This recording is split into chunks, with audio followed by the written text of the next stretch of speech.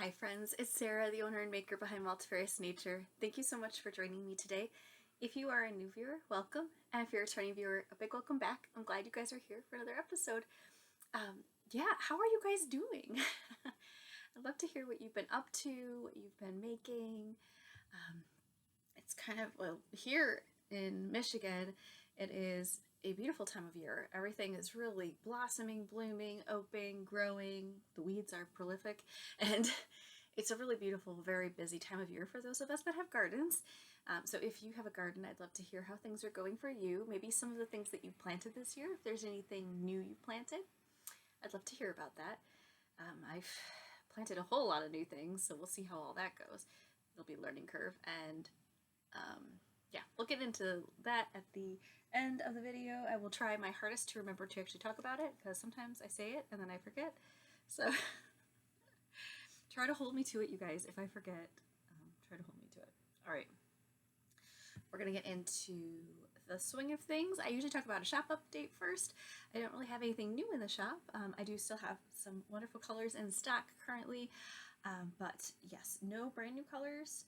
But there are some fun ones in the shop if you're looking for a fun new cast on, and like especially for summer knits, if you're looking for a single skein or two skeins for like a little t-shirt or something. I have a lot of smaller quantities currently in stock, but if you do want to do a larger quantity for a sweater, I'm happy to do a custom order. Just do the contact me section and let me know, and I will do a custom order for you. Absolutely love to do that. So we'll get into what I've been knitting on. I've really been working on two projects this week, primarily, and major progress, huge progress. Okay, so we'll talk about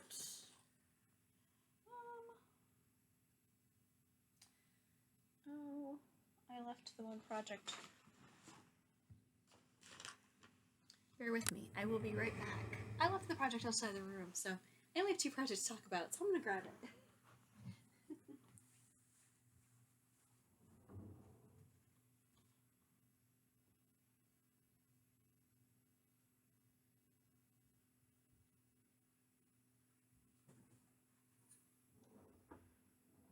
Sorry, guys.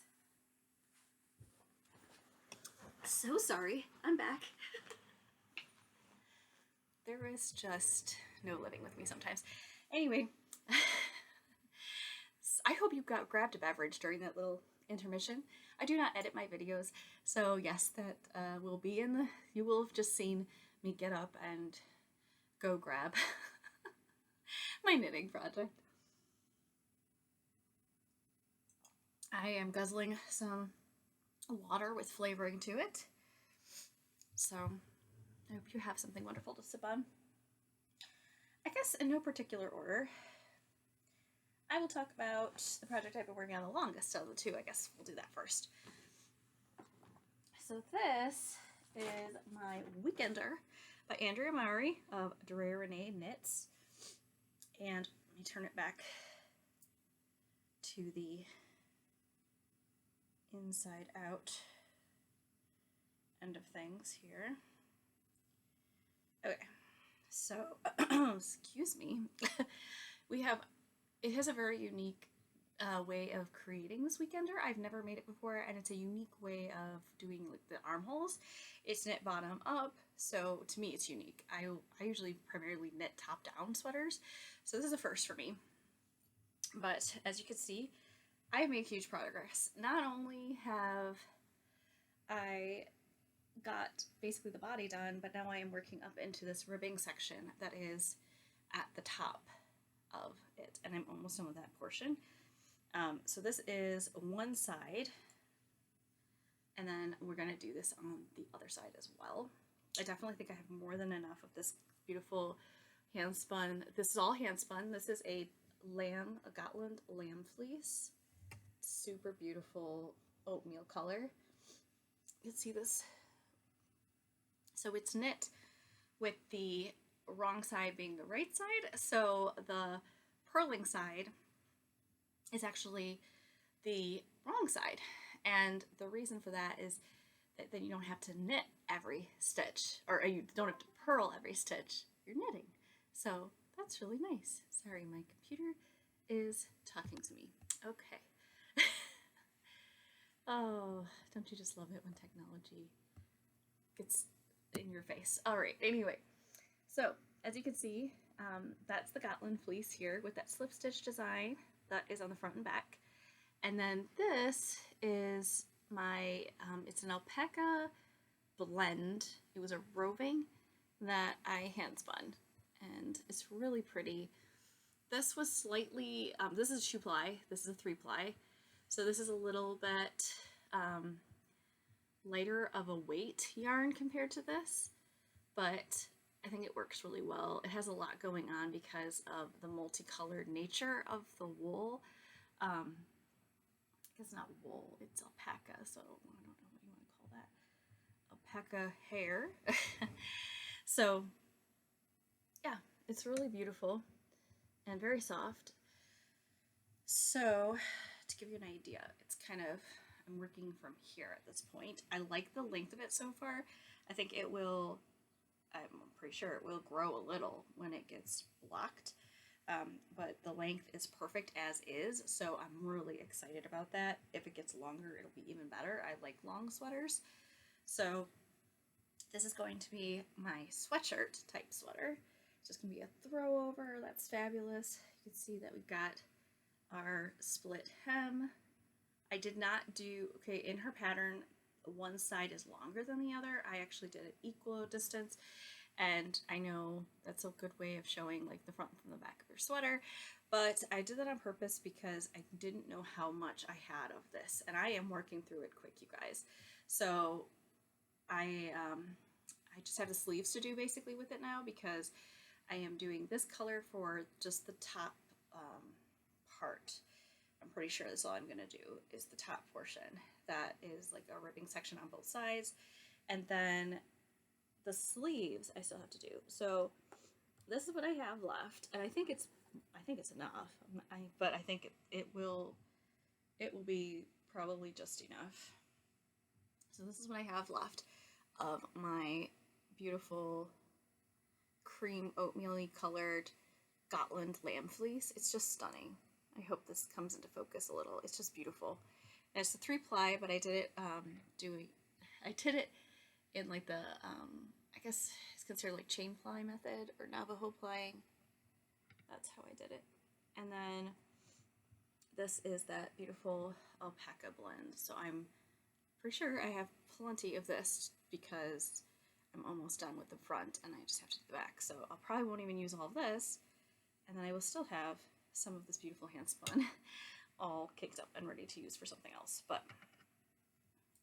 yes, I'm very much enjoying it. Yeah, a lot. I'm looking forward to it. It's really super soft. It's really warm. It's nice to have sitting and strewn across my lap as I'm working on it. I've really only worked on it a bit this week, actually, to be fully honest with you guys. I primarily focused on my other project because the other project is a test knit, and so it does have a deadline. I have plenty of time to get that test knit done, but it's extremely important for me that I get it done, so because I committed to it. So I really focusing on that quite a bit. I haven't done a ton of knitting because, like I said, my garden and everything, and the little sheepies, so it's, I primarily worked on the test knit when I can, but I will be working on this some more, just because it's so much fun to knit on hand spun. I don't know if you're a hand spinner or if you've worked with hand spun before. It is just, oh, it's such a wonderful experience working with something that you took from a raw fleece, made into yarn, and then are now making into a garment that can keep you warm and cozy. It's amazing. There's nothing like that. It's just so good. All right, so the next project is the project that I worked on the most this week. I also did a little bit of hand spinning just on the weekend. I did a little bit of hand spinning because I wanted to test out. I have a CVM fleece that I washed last year, and I wanted to test it out and see how it would spin up. And so I'm doing a sample, and I am just loving it. It's a gray CVM. It's so beautiful. All right. Anyway, sidetracked. Okay, so the other project is, I want to get the name right. It's a newer to me project, so bear with me. Better Waverly. So this is by the designer Taylor E. Owen. So I know a couple of you that commented in my last video. Thank you so much for your comments, and I'm so happy that you are also testing Taylor E. Owen's Better Waverly. It's a really fun pattern. I know at least one of you had mentioned you were waiting on your yarn, so I hope you've been able to cast it on, or if you're still waiting, it's so much fun. So I look forward to seeing your progress as well. But yes, so I'm using my Ember colorway. So Ember is a really unique layered color. It's my version of black, basically, is what it is. However, when I dyed this up, I did 2 completely different dye lots, and they're on the same base. So this is Peruvian Highland wool. And as you can see, one is much darker than the other. So I have a dye lot that's like this. And if I dye a bunch of yarn and then I want to list it on my website, if it's very different, I list it separately. So I actually made a separate listing for the darker ones versus the lighter Ember. So I don't have much Ember left in the shop. I think I have like 2 skeins at the moment, but you could definitely do a custom order. I love it.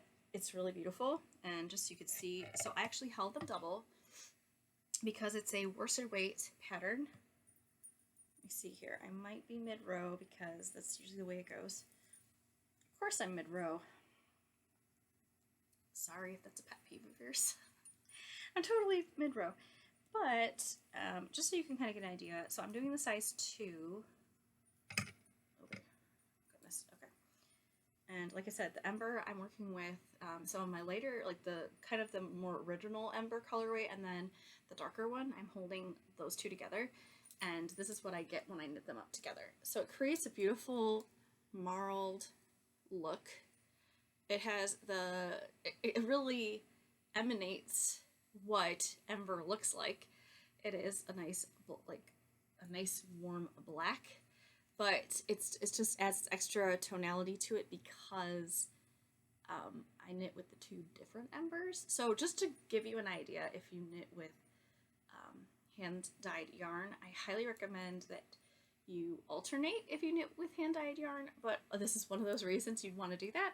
But also, if you can work, like if they're both fingering weight, and this is a worsted weight, so I'm able to get away with holding them double, and it did come to hit gauge, so it really creates a nice structured garment. I did this with her Kingston cardigan that I made. I did a test knit for that one as well, and it really makes a nice structured piece. I think I did the Kingston cardigan with some Corridale that I did not spin, and I did dye it, but I did not. It's not my traditional bases. Like this is my Peruvian Highland wool base, but it's very similar. It's nice, fluffy, non-superwash. So if you're looking for non-superwash, Peruvian Highland wool is your go-to for that. I love it. It has a really nice, as you can see that detailing on the raglan here. It's beautiful. So it's going to be a nice, like a princess sleeve where it's bigger at the top and then it stays the same. I love that. There's not going to be any decreases. It's not that I mind the decreases. It just makes it so much easier. You just keep knitting. And then, so I think this is going to go really fast once I get done with the body of it. But the sleeves, they'll be knit down, and I don't think I'm giving too much away. But there's just, it's different than other patterns. There's not a certain increase going on. Here we go. There's the front. So just to give you kind of an idea, it will be, button down cardigan. Looking forward to it. Having a black cardigan in my life is always a good thing. I wear them a lot at work, and that will go with everything. They'll be great with my dresses and even with my tops. Definitely looking forward to that. So love it. This is the Better Waverly. It is currently in testing. That's what I'm doing. I'm test knitting. So I'm not certain when it will be coming out, but I can tell you the deadline for the test knitting is in August.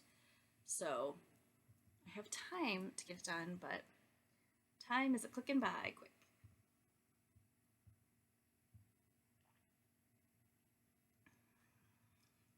do you guys test knit? I'd love to hear from you. I know at least 2 of you do that have commented, and I really appreciate that.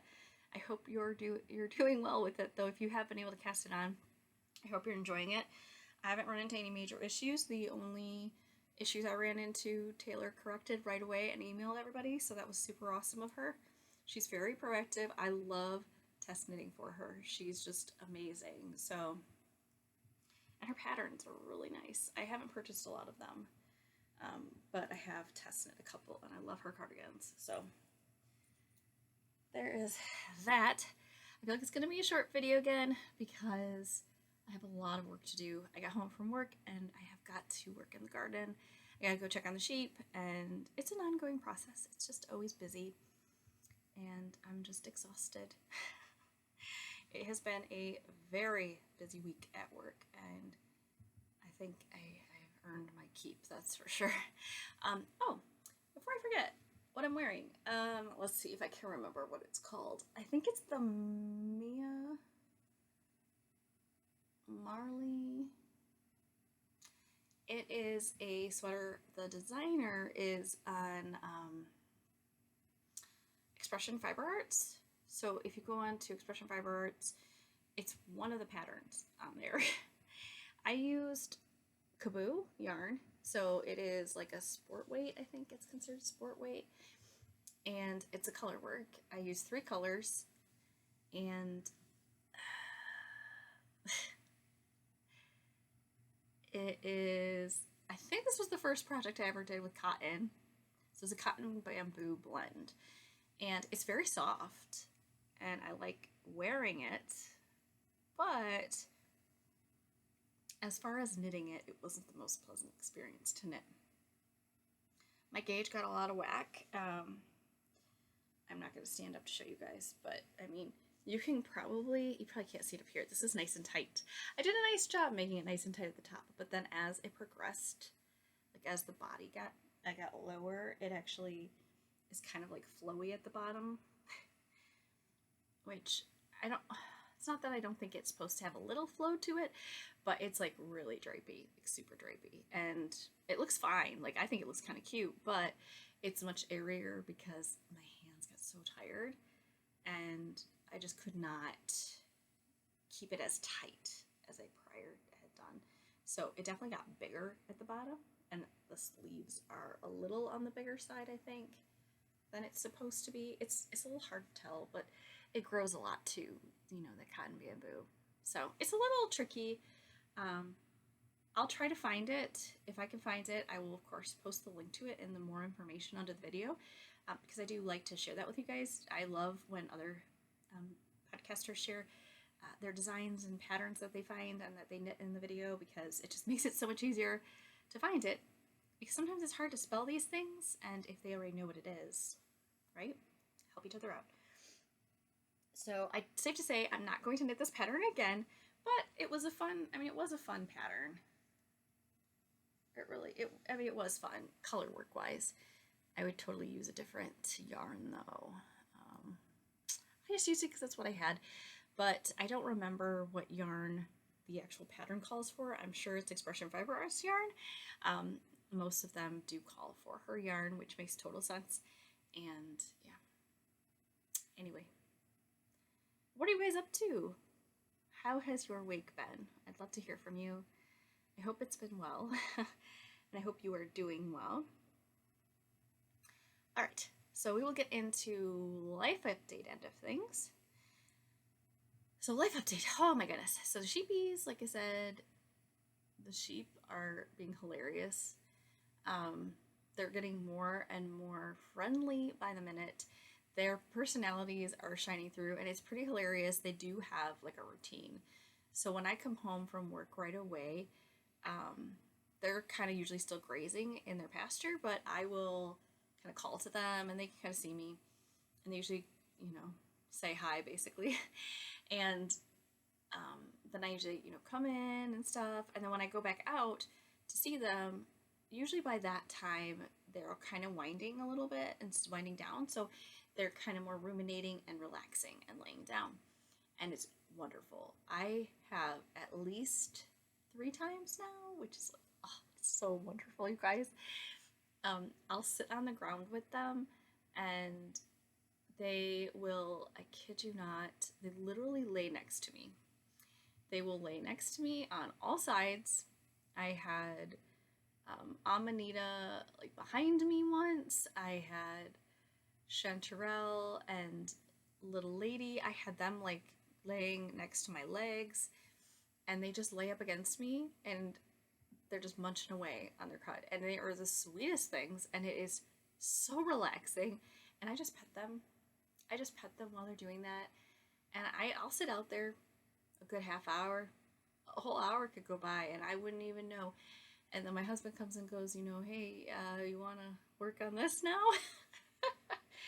I do. I get totally sucked into them. They are so relaxing.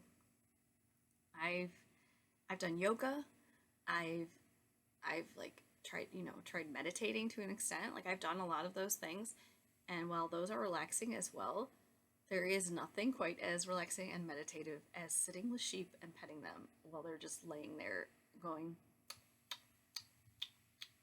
I don't know how else to put it. It is extremely relaxing. So, yeah, and I'm outside, which is excellent. Vitamin D through the roof, yes. Sunshine is a good thing. So I definitely need to get out there. It's a little cloudy right now. We're getting overcast, so as you can see, the lighting's probably getting a little darker. I think we're supposed to get some rain this evening, so hopefully it'll hold out here for me to do my chores. I also collect the eggs when I get home. So these are all things that I usually do every day. It's not a lot. It doesn't take a long time, but the sheepy probably take the longest time. And it's not that the lambs take a long time. It's that I just can't just go say hi or just go clean out their house or just go give them some hay. So I do put a little hay in their house because I do close them up at night. I don't have to do that. I'm pretty certain that they would be fine being out on pasture. But by fine, I mean like they would probably be very happy. But the thing is I do know we have predators in our area. Our area does have coyotes. I'm grateful we haven't seen any. We have 2 dogs, so I know that helps kind of mark our territory that dogs are here. But I just don't want to tempt fate and be like, oh, look at these sweet little lambs frolicking in the dark in this field, and do you want to jump the fence and get them? I don't really want to do that. So what I usually do is when it's getting darker, it's still light out, I'll put the sheep away, and that's why I put some hay in there. That way they have something to munch on if they want to munch on something, which they usually do. And they go in there and happily follow me in, and they're totally fine. And then I know they're safe. At least there's another barrier, and they're not just being like dangled in front of a coyote if a coyote happens to come by, which I hope they never do. But there you go. All right, so I guess that's like the biggest update with them. Oh yeah, so we have another new update. This is kind of crazy, but we had a swarm of bees just show up. They just showed up. Like, we were outside doing our chores, and I hear my husband in the distance, and he goes, hey, Sarah, look. And I'm like, look at what? Like, and I look, and I see him standing there in the middle of a swarm of bees. Like, there's bees everywhere. And I didn't realize that's what they were until he said, oh, they're bees. And I like immediately, oh my gosh, is he going to be okay? Because he's actually deathly allergic to bees. Like, this is not a good thing. Well, specifically hornets, actually. Wasps. He is deathly allergic to them. And I was pretty anxious about that. That's this point now. And then he said, well, I'm pretty sure they're honeybees. And I'm like, okay. I feel a little bit better because they're honeybees versus wasps, but it still makes me nervous. And then he said they're like moving, so I don't know if you guys know this. I didn't really know this. I mean, I kind of did, but when a female, like, so when the queen bee has a female bee and she gets of age, basically she has to move to a new hive, like a new place, and she will take a bunch of the bees with her. And so that is a swarm, and they usually are, trying to find a new home. Well, they will rest periodically, and when they rest, they kind of huddle up, and you will find them like in bushes and trees, usually trees. Ours were a lilac bush, and they were just like hanging on a branch. There was basically this buzzing pile of bees, and it was unreal. So we decided, rather on a whim, because the opportunity presented itself and bees just decided to show up on our property, my husband found out that they usually stick around for 24 to 48 hours before they move on. So they're probably resting, and then they move on to the next place. Well, we have quite the garden. We have we have vegetables, fruit, we've got all kinds of stuff. So it's actually kind of a haven for bees, that's for sure, honeybees in particular. And so we decided to try to take advantage of this. And we went and bought a bee box. And now the caveat to this whole thing, just so you know, in case my in-laws are watching, don't worry, Dan was not harmed. But yes, the caveat was that if we were going to do this, that we had to buy a full body bee suit. And I mean full body. So you've got the jumpsuit, you've got the headgear, you've got gloves, the whole shoot and match, because like I said, my husband's deathly allergic to hornets. I don't particularly want to play around with the whole honeybee thing. I don't want him to get stung and find out the hard way. I just don't want to have to rush him to the emergency room if I don't have to. I really don't want to tempt fate with that. So, this is a little nerve-wracking considering, he is deathly allergic to hornets. I am mildly allergic to bees. As a kid, I got stung and on my hand, and my whole hand swelled up. So I'm mildly allergic, not deathly allergic, but anyway, disturbing nonetheless. So yes, we're a little crazy.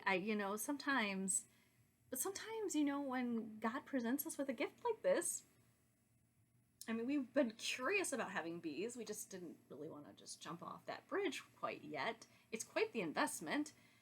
So we're like, but why not?